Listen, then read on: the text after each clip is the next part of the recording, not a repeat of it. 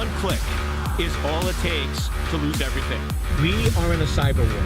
You can either be a defendant or you could be a victim. Warning, warning, warning. Fraudulent wire transfers are on the rise.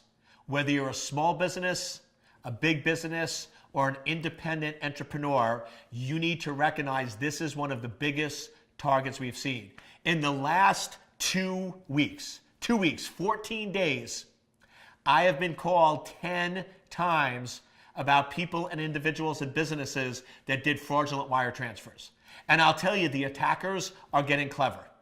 It's not like the old school, where they would send you an email from a Gmail account that looked like your bank, looked like a customer, looked like somebody you're doing business with, and said, can you please wire this money to this account? What they're actually doing is breaking into the company's mail servers, and they're getting a two-way exchange. I'll give you one of the examples from this morning. One of our clients went in and paid a $2 million invoice to the wrong bank account. They basically received an email from the accounting department of one of their big vendors, and it said, listen, we just switched banks, and here's our new banking information. We would like you to wire the current amount due to this bank account. Now, any good accountant, what are they going to do? They're going to reply back. So they're going to reply back saying, hey, I just want to make sure this is correct and accurate. They might even create a new email and put in the actual accountant point of contact in that brand new email and send it back to the organization. They then get another email going, yes, this is legitimate. This is a valid request. I will approve it again. So you're actually getting a two-way exchange with a legitimate email from that business. And it's working because the attackers are breaking in to the mail server. Now you might say, really? Well, yes, for $2 million, I'd break into a mail. No, I wouldn't, but you get the point there that people would do that. So this is the threat. The point of it is this.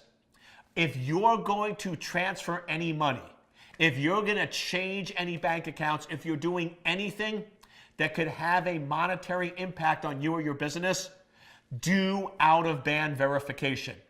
Pick up the phone, pick up your cell phone, text, call, and verify, but do not rely on email. The attackers have realized that many businesses and many people do everything via email, and as long as you get replies back and forth with that person, you believe and trust it, so they are compromising and taking over mail servers. If you want to make sure you're protected from cyber attacks and fraudulent wire transfers, do out-of-band verification. Yes, it might take an extra minute, it might take some extra time, but it's definitely worth it to make sure you're not out the money. And here's the real kicker. You're out the money because you did the transfer. Now, yes, could you potentially sue the company whose mail server wasn't protected? Could you try to get legal action? Yes, but it's going to take years to do that, and you're out the money. And it's not the bank's fault because you authorized it. That's where these attackers are clever. The attackers know if they break into your bank and steal your money, the bank's liable and they're going to stop it. But if they can trick you to do an authorized wire transfer, because you authorized it, you're liable, not the bank. So be careful. Recognize that attacks are very financially driven. They're going to come after your money, and the best and simplest and most effective advice I can give you is don't do business via email. If you're doing anything financially driven, go in person, pick up the phone, do multiple out-of-band verification, but do not trust email, because if you're trusting email, you're going to lose money.